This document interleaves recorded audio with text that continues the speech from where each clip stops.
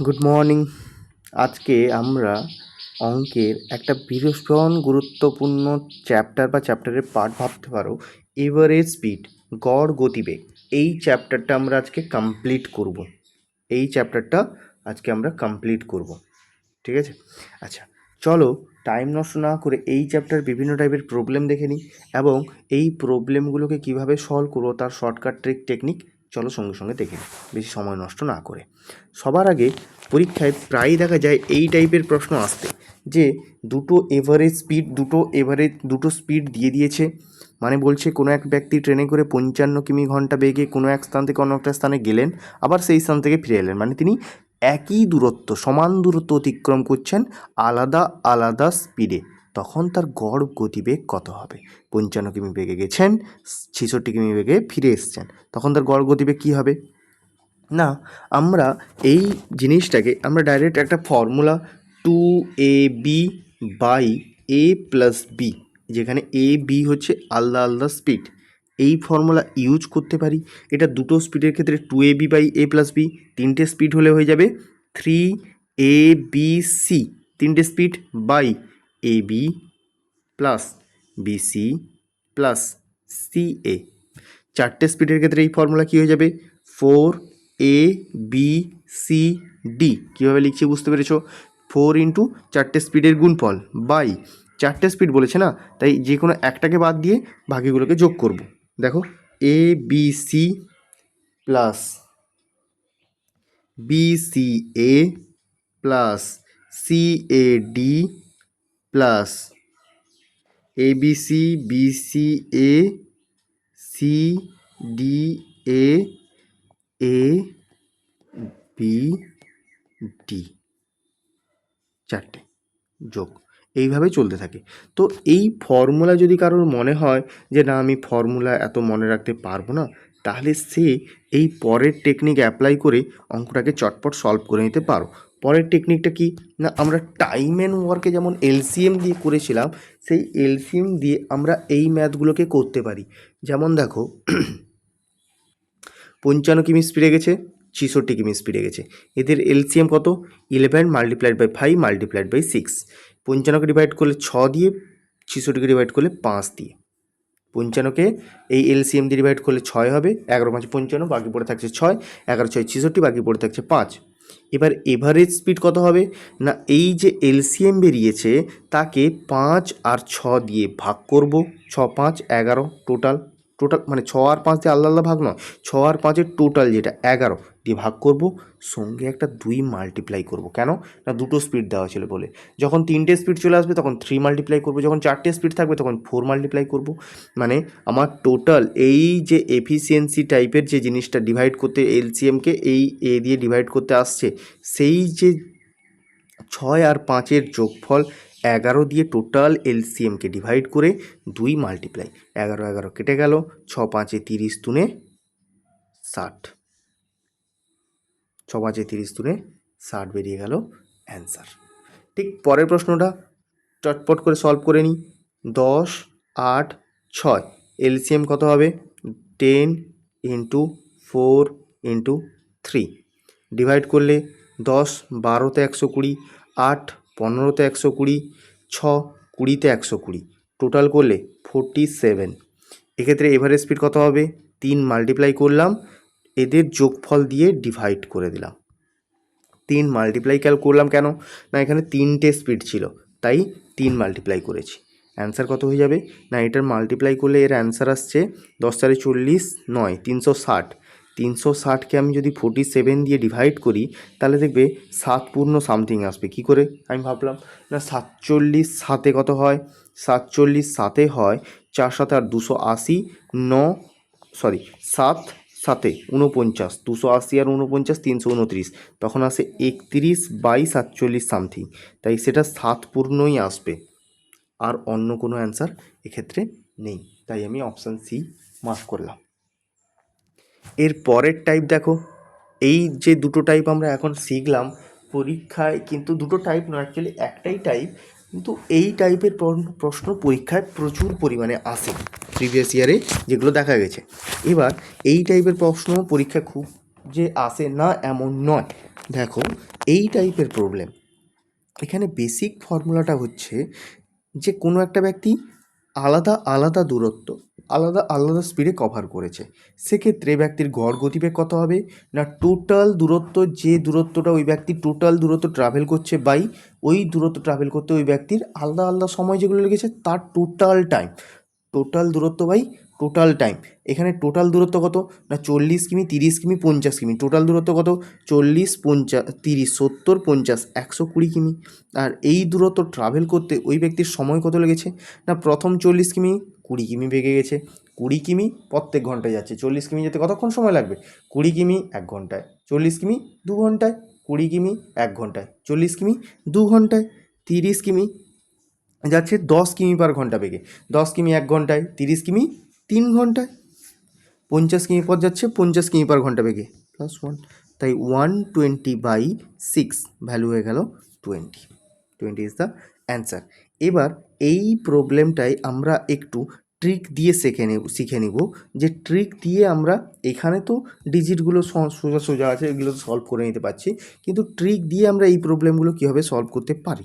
দেখো চট করে যে দূরত্বগুলো দেওয়া ছিল তাদের রেশিও কত 40, 30 আর 50, এর রেশিও কত 4, 3, 5, 4:3:5, ঠিক আছে।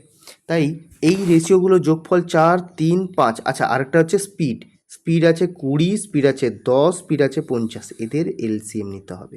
এদের এলসিএম কত আসবে 100, 20 5-এ 100, 10 10-এ 100, 50 2-এ 100, ঠিক আছে। তাই এখন এভারেজ স্পিড কিভাবে বের করবে এই প্রসেসে ট্রিক দিয়ে একটু মন দিয়ে শোনো।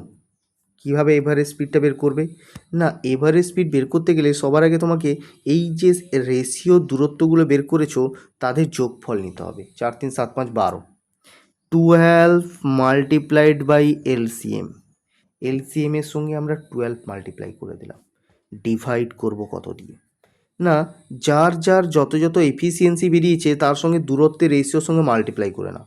4 5-এ 20 কিমি স্পিডে সে 4-এর দূরত্বটা যাচ্ছিল না 40 কিমি যাচ্ছিল না 4, তাই 4 5-এ 20 প্লাস 10 3-এ 30, 2 5-এ 10, তাই অ্যান্সার হয়ে গেল 12 মাল্টিপ্লাইড বাই 100/60, 5-এ 20, অ্যান্সার 20।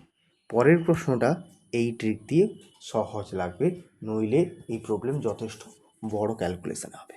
দেখো এক ব্যক্তি যাত্রাপথে 4/5 15 কিমি, 2/15 8 কিমি এবং বাকি অংশ কী করে বের করবো না 4/5, তাকে 4/5কে নিচে হরকে ইকুয়াল করে নাও, এখানে 5 আছে ওখানে 15 আছে, ইকুয়াল কী করে করবে না উপর নিচ 3 দিয়ে গুণ করে দাও। আবারও বলছি 4/5 আছে ওখানে নিচে 15 আছে, 5 আর 15কে কী করে ইকুয়াল করবে উপর নিচ 3 দিয়ে গুণ করে দাও, তাই 4টা হয়ে যাবে 12, 5টা হয়ে যাবে 15, আরেকটা 2/15 আছে, তাহলে 12 2 14, আরেকটা বাকি অংশ কত 1/15, তাই তাদের অনুপাত 12:2:1, 12:2:1, তাই দূরত্ব আমার বেরিয়ে গেল দূরত্বের রেশিও।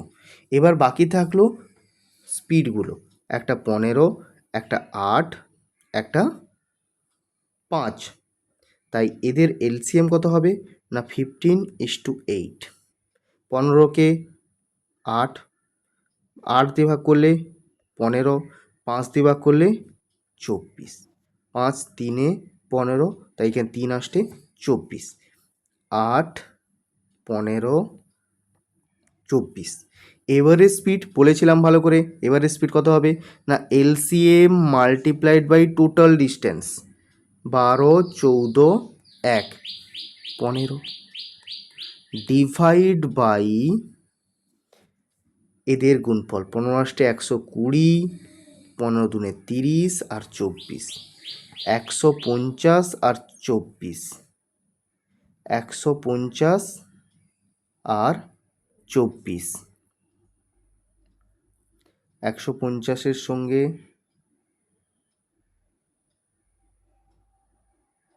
ও সরি 12 8 96, 12 8 96, 96 4 100, 120, 30, 150 ডিভাইড করে দিলে 15 10 150, তাই 15 8 120কে 10 দিয়ে ডিভাইড করলে 12 হয়ে যাবে এখানের এভারেজ স্পিড।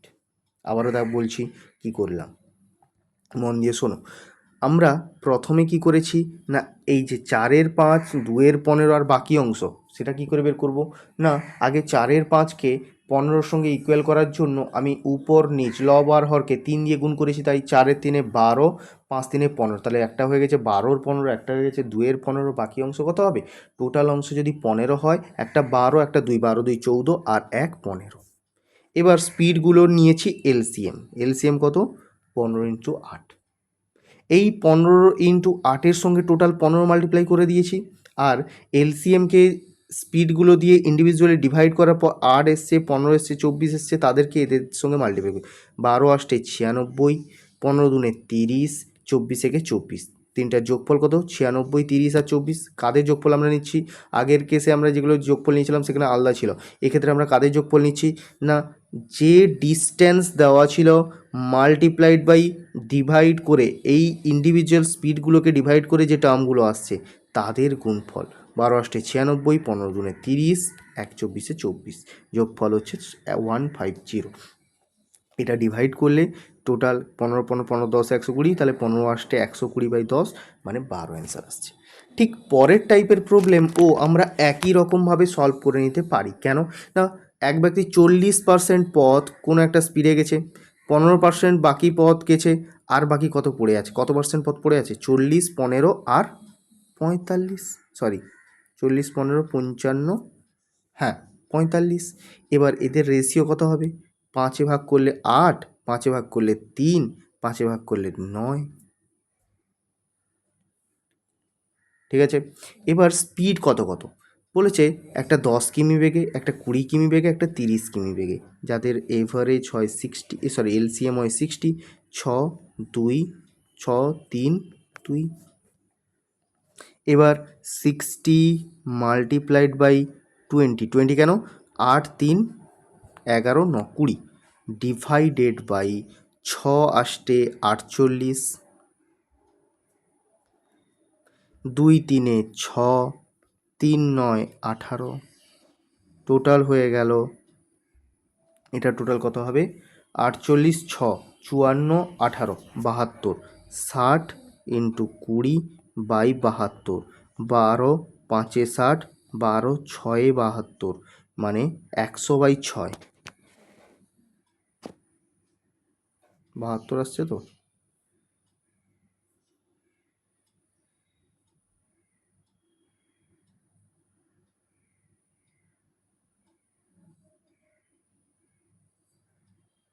ওহো, এটা 3 ছিল, 3 3 9, 75 হবে এটা। 15 4 60, 15 5 75, 5 4 20, 4 4 16 অ্যান্সার।